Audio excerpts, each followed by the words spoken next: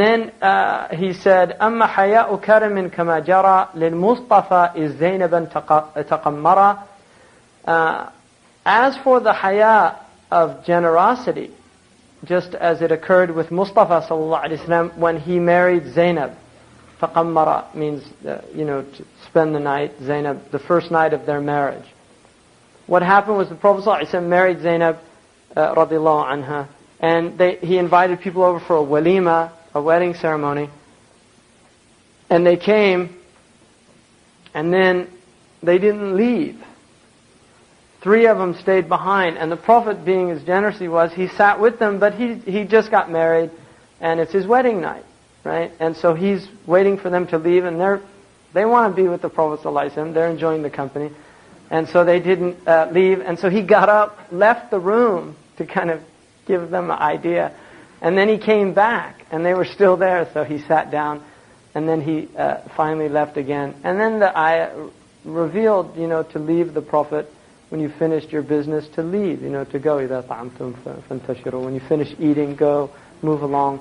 And so that type of modesty is not blameworthy, because there's no hukm shar'i, and it's out of his karam that he didn't say, it's my wedding night, can you please go now?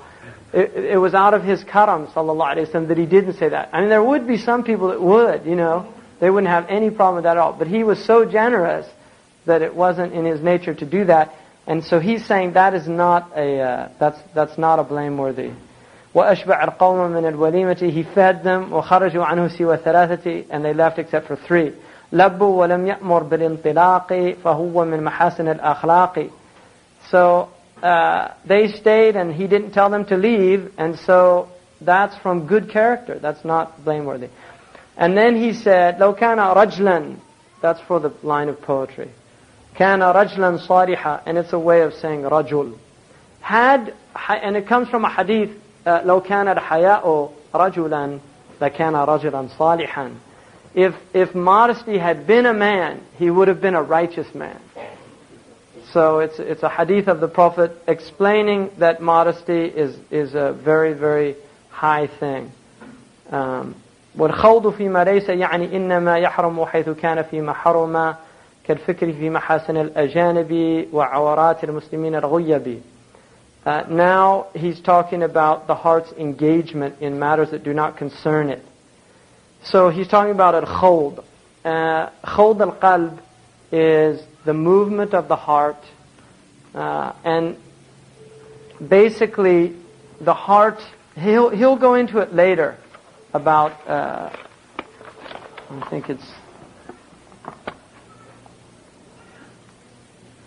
I hope we get to that.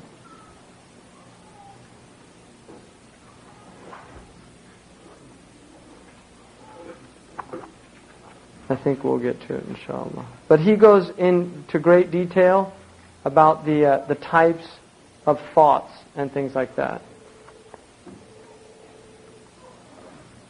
And so what he's saying here is that khawd, if you have the heart moving or reflecting in things that are prohibited, then it's prohibited. But that is also,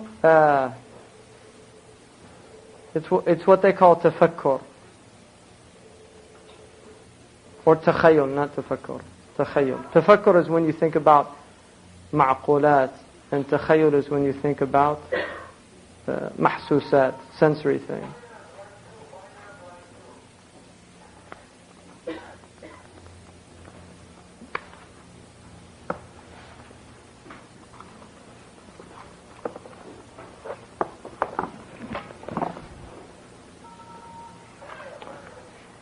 So he says there that al-khawdu fi ma laysa ya'ni innama yahrum haythu kana fi ma haruma. If you're thinking about something that is haram, then it's haram to think about that thing. And then he gives you an example, كَالْفِكْرِ فِي مَحَاسِنِ الْأَجَانِبِ, like reflecting on the beauty, fantasizing about the beautiful qualities of those unrelated to one by marriage, from male or female. So thinking about things that one shouldn't be thinking about is considered prohibited. And also, including that would be weaknesses or faults of Muslims, whether they are absent or present. So actually reflecting on the faults of Muslims, right? I mean, you shouldn't even be doing that. And that's why there's a hadith, طُوبَى لِمَنْ شَغَلَهُ عَيْبُهُ عَنْ عُيُوبِ غَيْرِهِ. There's a tree in paradise for the one who's preoccupied with his own faults over the faults of others. His own preoccupation causes him to forget the faults of others. And the older you get, the more serious you should take that. Really. And it's just, life's too short to be. Everybody's got faults, and if you start thinking about other people's faults, you're just a fool. The point is to get rid of your own. And also, I put in there, because it's important, but it's in the commentary, also reflecting on the nature of Allah's essence. The dhat of Allah is haram. You can't think about the dhat of Allah subhanahu wa ta'ala. I'm going to, inshallah, go till 2:30 and then we could pray.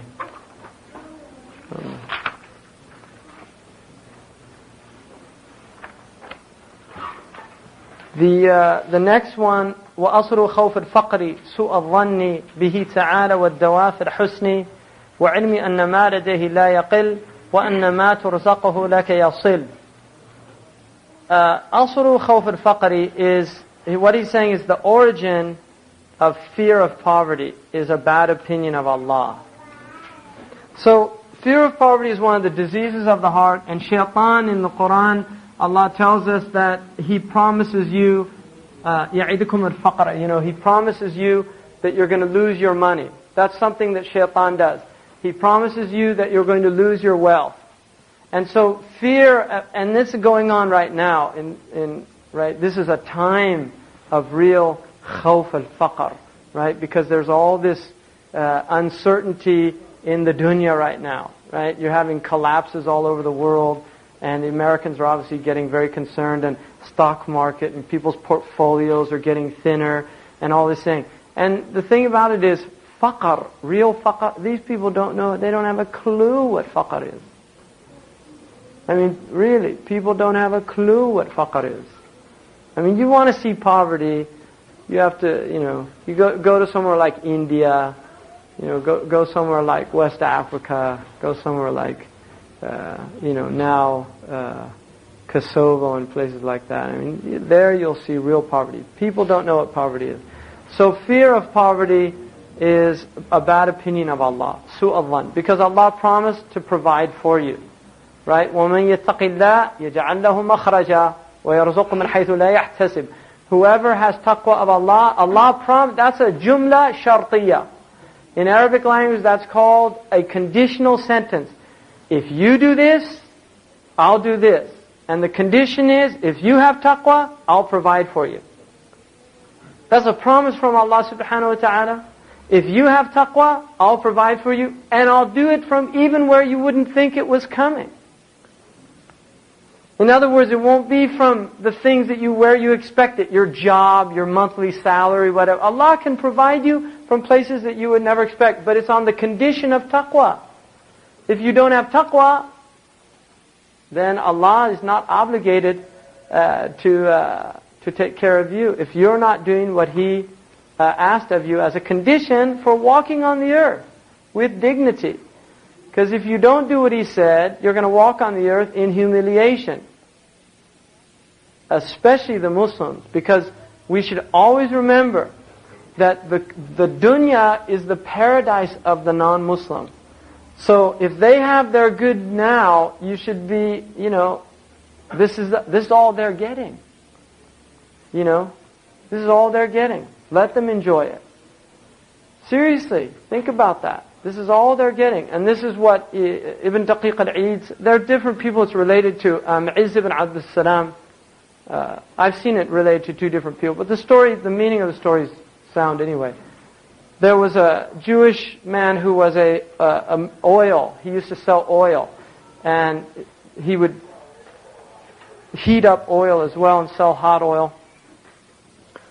And he was covered in the oil and his clothes were dirty. And he was a poor man in Cairo. And one day this alim, very famous, wealthy alim, came out. He had a white horse. Came out, and this Jewish man came out to the horse and said to him,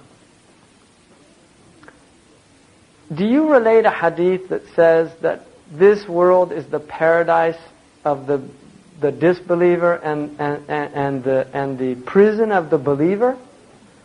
And he said, yes. And he said, then I have a question for you. What kind of paradise am I in, and what kind of prison are you in?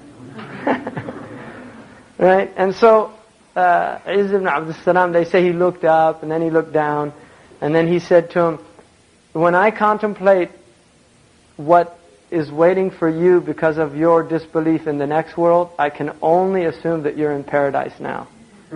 And when I contemplate on what Allah has prepared for me, for my belief in the next world, I can only see this as a prison. And as the story goes, he said, Ashhadu an la ilaha illallah, Ashhadu Muhammad Rasulullah. So, but the point is, this is all relative. Poverty is a relative state. And your fear of poverty it's also a foolish thing, because what benefit is it, right? There's American humorist Mark Twain said, most of my problems I never actually saw them. Right? In other words, you've got all these concerns that you think about and you never actually see them. They're just in your head. And so that's part of the thing about having fear of poverty. It just ends up in your head. And if you're impoverished, you don't have any fear of it. Right? Well, what are you afraid of? That's your state. But if you have money and you're always afraid of poverty, what's the point of having money? If it's going to create all this anxiety for you and all this problem and all this trouble, you're better off without it.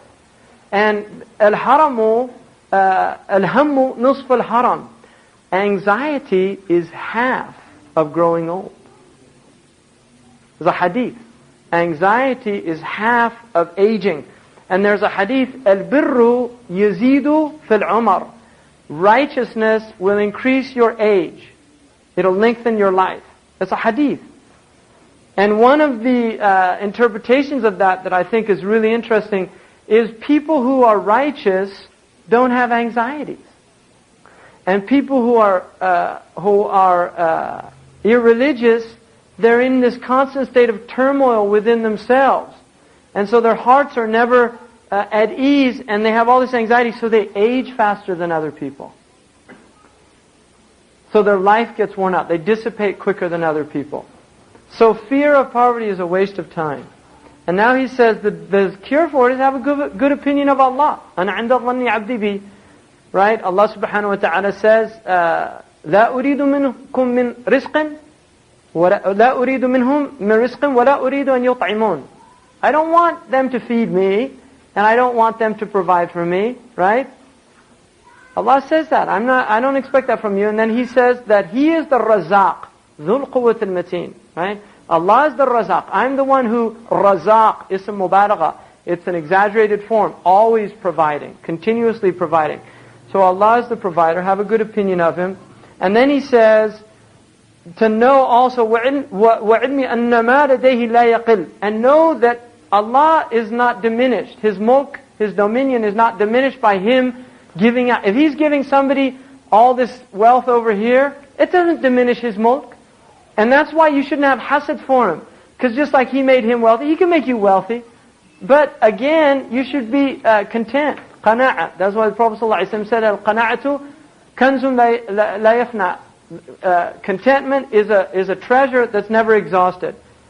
So know that what He said. And then also know, وَأَنَّ مَا تُرْزَقُهُ لَكَ يَصِيلٌ. The thing that's been allotted for you, it will reach you. And there's a difference of opinion amongst the ulama about rizq.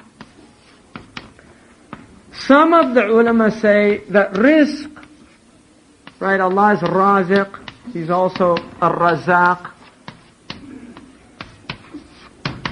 Some of the ulama say that your rizq, which was maqsoom, it was allotted to you in the womb of your mother, that it is only what you'll actually use in the world. And others say it's everything that you have. But the dominant opinion is it's only what you use. In other words, if you die with $1 million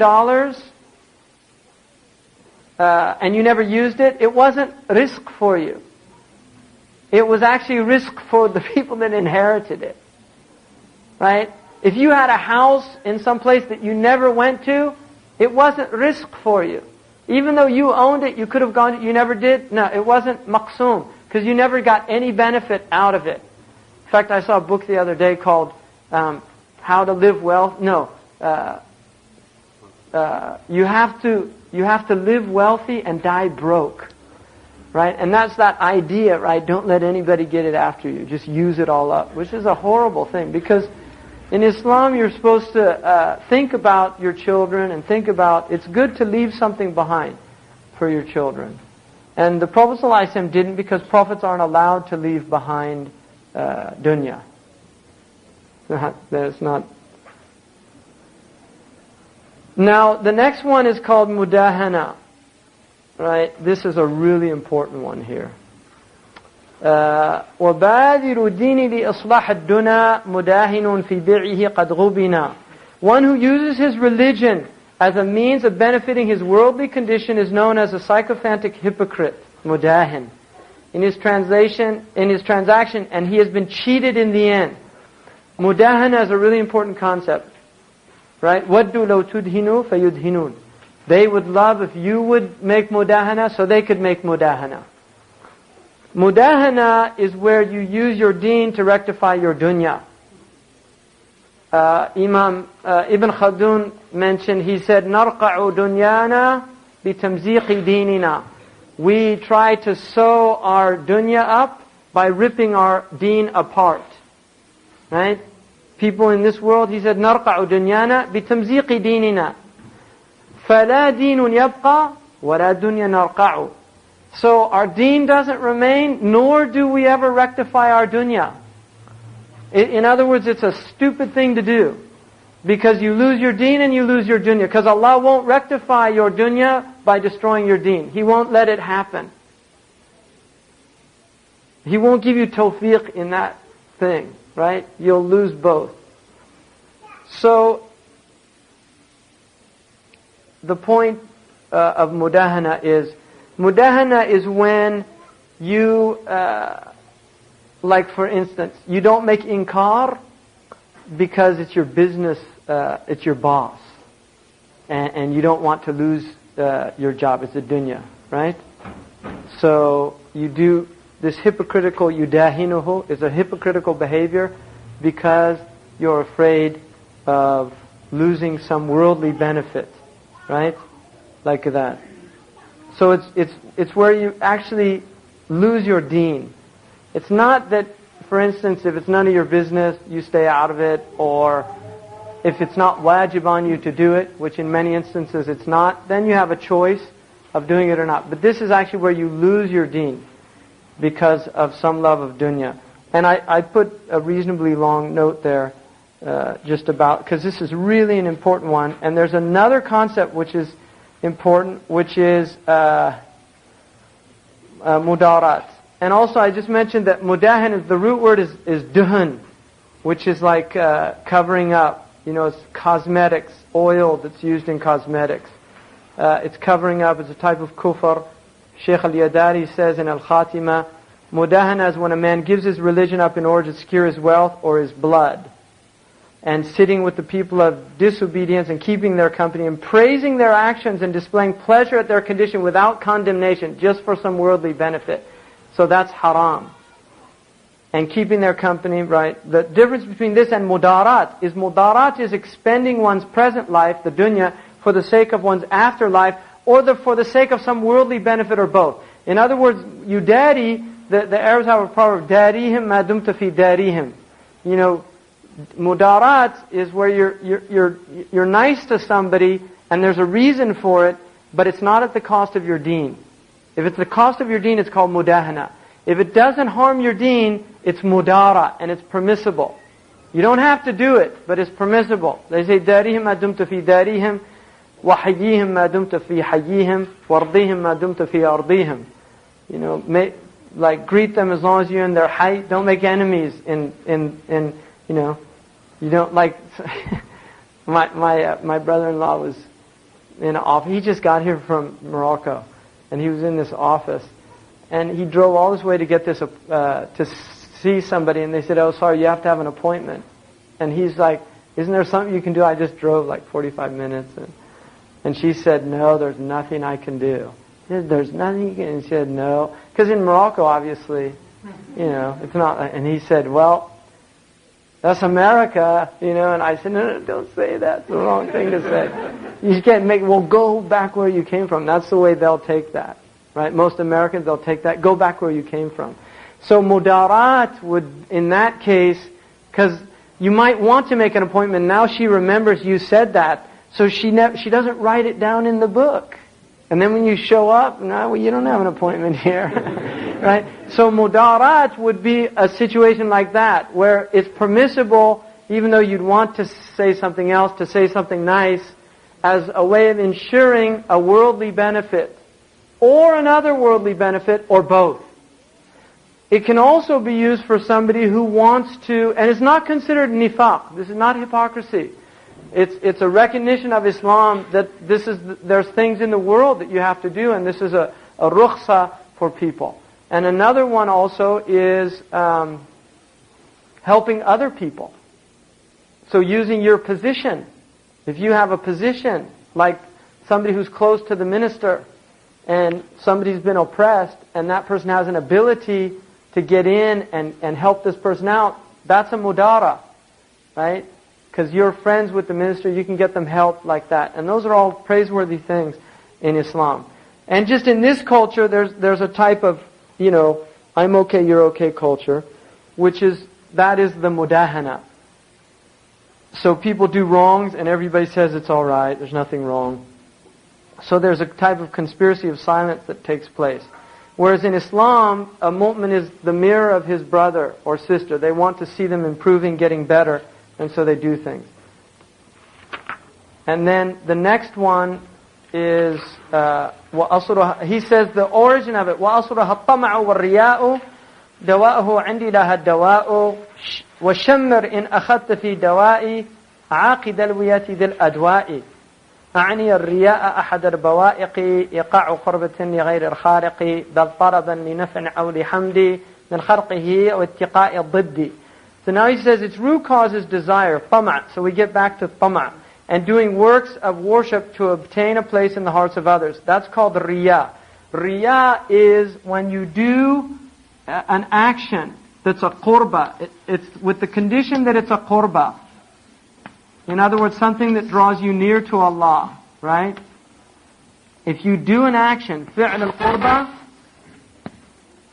لغير الله. That's the definition of riya. If you do a qurba for other than Allah, you're mura'i. And the Prophet ﷺ called it a shirk al-asghar. It's the lesser polytheism. And in a hadith in Ibn Majah, the Prophet ﷺ said, I don't fear for you worshipping the sun, the stars, and the moon, right? But I fear for you the worship of other than Allah through riya. Riya. And there's another hadith, أَخْوَفُ مَا أَخَافُ عَلَى أُمَّتِي riya. The thing I fear for my ummah most is doing things for other than the sake of Allah.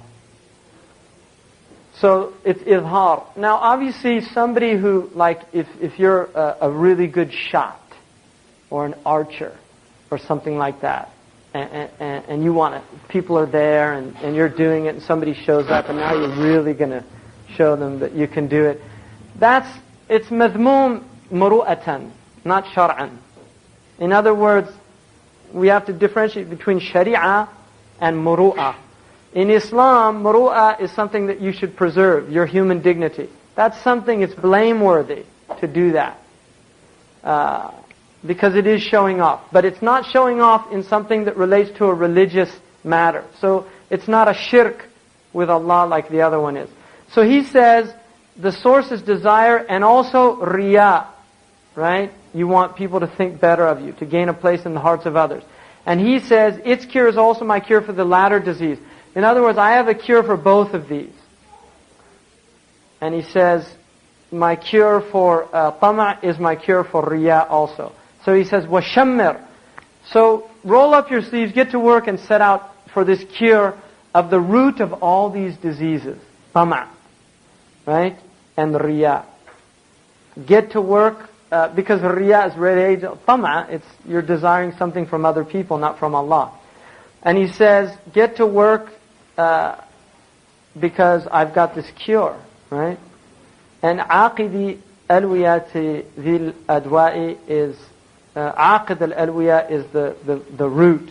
Aqidul Liwa, the one who's carrying the banner, it's like the one who began the thing. The Arabs say Aqidul Liwa is the one who begins something, so it's where it began. And so he says, I mean by that showing off in good works, Rhea. And now, this is really important here. Look at this. The signs of Rhea are 3. Laziness and a lack of actions for Allah's sake when one is alone. So you don't have energy to do things when Allah's alone. Like you don't have energy to read the Quran. But when you're in the masjid and there's other people around, you have all this energy to do it. That's a sign of Rhea. Enthusiastic energy and much action for the sake of Allah when people are present. So the opposite. When they're not there, you don't have any energy. When you're there, you've got energy. Now, there's something that I think also to be careful about, even though it is a sign of Rhea. وَعَزَّزْنَا بِثَالِثٍ. There's definitely something to be said for company. And that when you see somebody who's worshipping, it can sometimes stimulate you to worship, which might not be from Rhea, but it's just as the result of like a esprit de corps, a type of, because other people are doing it, gives you an energy to do it. So that's not necessarily a negative thing, but the danger is that you're doing it not for Allah. All right? And then he says, increasing one's actions when one is praised and decreasing them when one is not praised. So you want to hear people tell you how wonderful you are and how much, like the man praying, and people say, SubhanAllah, we always see him pray and it's incredible, he just prays all the time. And then in his prayer he says, what about my fasting too, right? The people that love to hear other people saying those type things, right?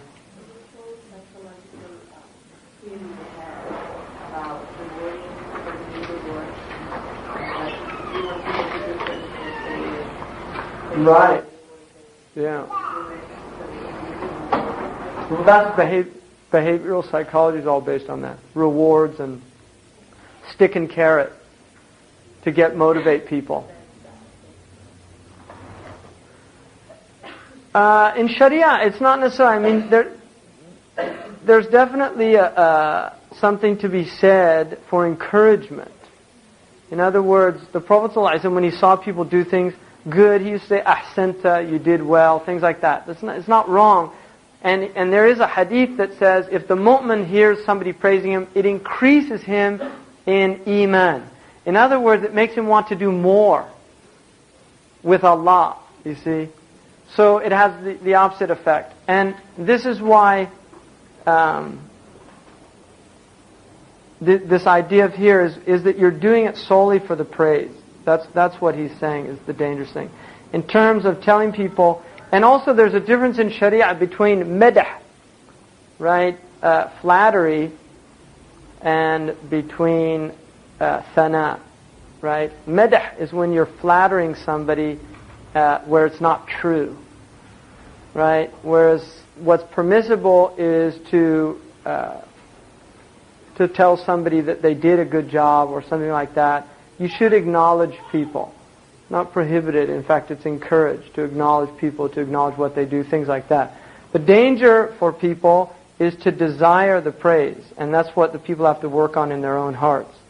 And there is a cure for it. He's going to give it in a second. We're almost there. People, because I'd really like to get through this. We should pray. Do you want to come back? Or do you want to come back for about half hour after Dhuhr? So we'll pray Dhuhr and then come back. Takbir.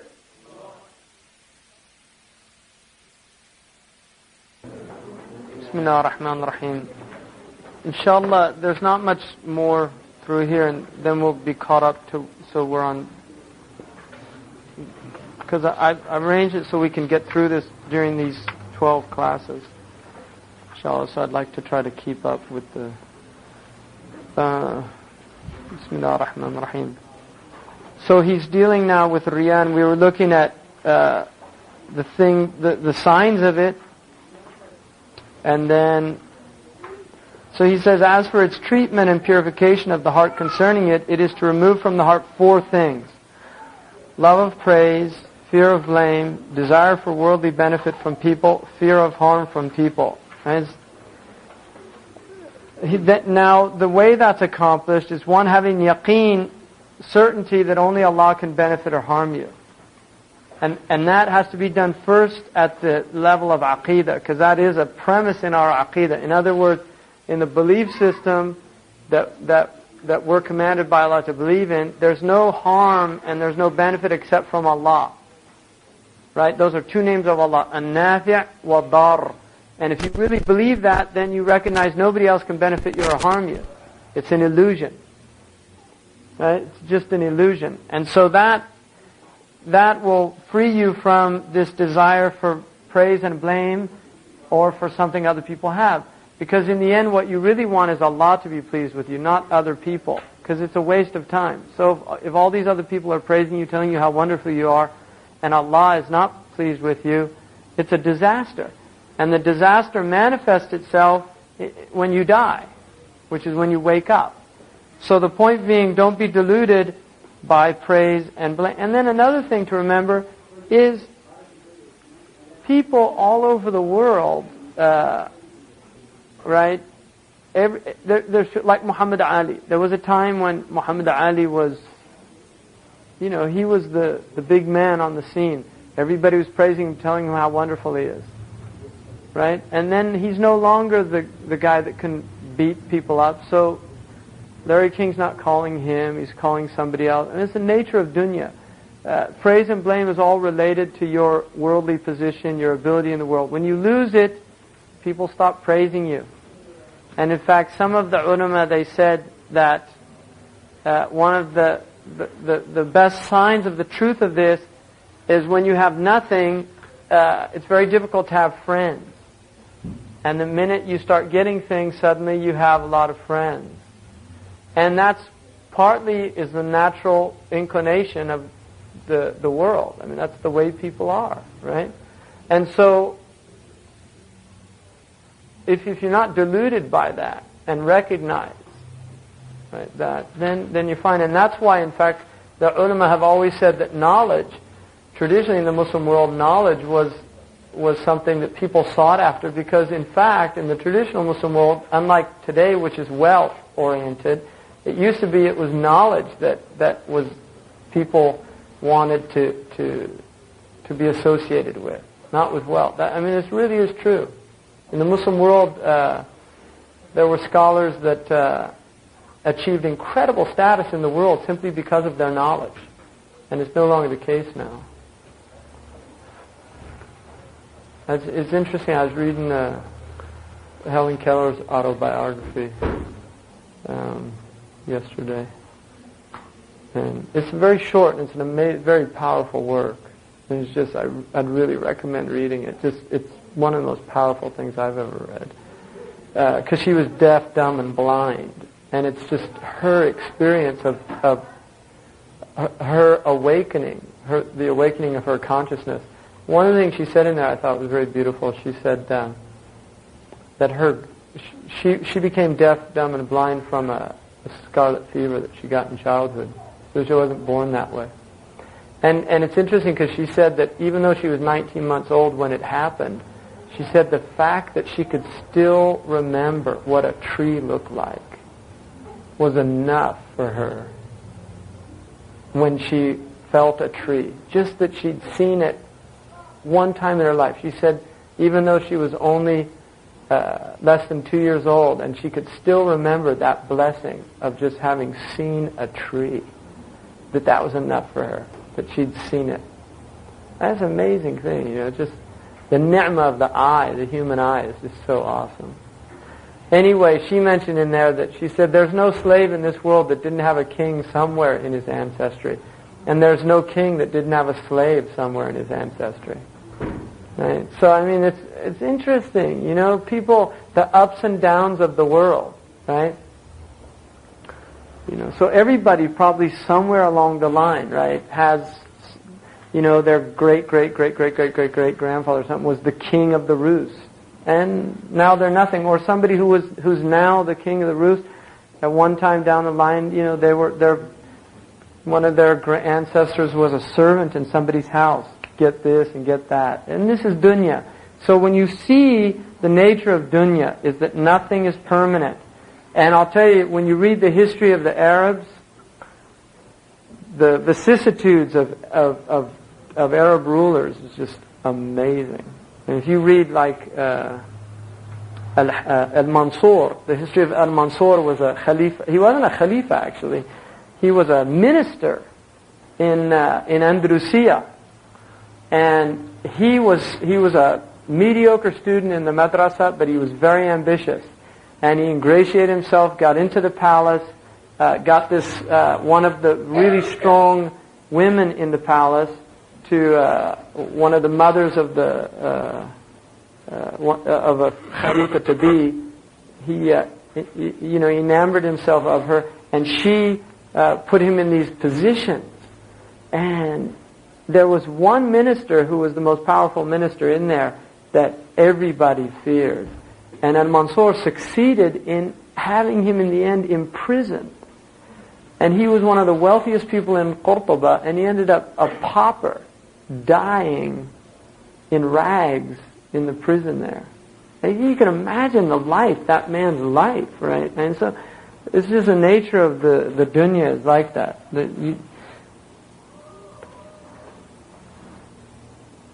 So recognizing no harm and no benefit except from Allah. And then also that likewise if the whole creation wanted to harm you, they couldn't, unless Allah willed it. And then if someone believes that with certainty, Rhea doesn't occur to him. Because the reason people do Rhea is to get some worldly benefit. You want a worldly benefit. So in the traditional Muslim world, because religious people were so honored, there was a type of showing off in order for them to get a position amongst people, right? And still, that's still a danger because the Muslims still do respect religious behavior. So people will do those things. Now, he says, I mean by that showing off in good works, one of the calamities of the heart, whose definition is to do an action of devotion for other than the Creator's sake. Indeed, it was really done seeking some worldly benefit or praise from the creation, or to protect oneself from the opposite, meaning harm. In other words, some people will do it simply to get praise, because they enjoy hearing how wonderful they are, and these type of things. So that's why they do it. Then he goes on to give its various types. أعظمه ما كان وصرة إلى ذنب كمبدي ورع ليجعل بيده مال يتيم ثم ما لدنيوي أمتطاه سلما. So he says the worst is that which is done as a way displaying virtue in order to be entrusted with the wealth of an orphan. That's really bad. In other words, you use the deen for some to be put into an entrustment in which, like an orphan's wealth, well, you'll misuse it. And this is religious hypocrisy done to actually cheat in the religion itself. And it was amazing. I met this Moroccan man who was talking about people that did dhikr for money in Morocco, which there's actually a lot of people that do that. Because in Morocco, they have singers that sing praise of the Prophet ﷺ, and they pay them to come to weddings and things like that. And he told me because he does that. He's a beautiful singer, but he won't do it for money. And he told me, he said, Allah has made myriad ways to get your provision in this dunya. And he said, so don't do it in a way that is designed to draw near to Allah. In other words, Allah gave you all these different ways to make your money. My father told me in the early 60s he realized that you can make money anyway because he once sent in $1 for this barbecue starter kit. And he got back a match and a small piece of flint. You know, so people, you can make money a lot of ways, especially in America, right? In all these 1-900 numbers and things like that. Psychic, you know, those psychic things. And all they do, right, they call them up. I've never done this, thank God, but people call them up and they say, you're looking for a better job, right? Everybody's looking for a better job. Wow, yeah, I am, right? You're looking for a better relationship. Right? I mean, it's all just these things that poor American people are all obsessed with. And then also they know that he wouldn't be calling them if his life was working out. Right? So they know they can play on that. I mean, there's all these things that they know to do. So the next thing he says is a worldly thing. So the worst thing is an otherworldly thing, an entrustment, like an endowment that was done for religious endowment, and then you use it for dunya, like a waqf, right? Or money that was collected for the sake of Allah, and then the people use it for a dunyawi thing. That's the worst type of Rhea. The worst type of Rhea, to display religiosity and make people think that you're trustworthy so that they put you in, like, on the masjid board, and they make you the treasurer, and then embezzle the funds. I mean, it's...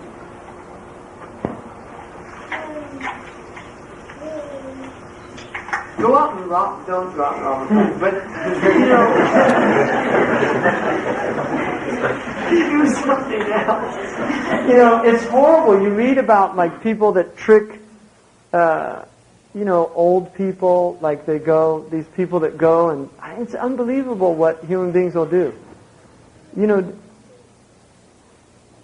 because there's even degrees of despicable behavior. You know, not all behavior has the same level of despicability, right? Or despicableness, or whatever the word is.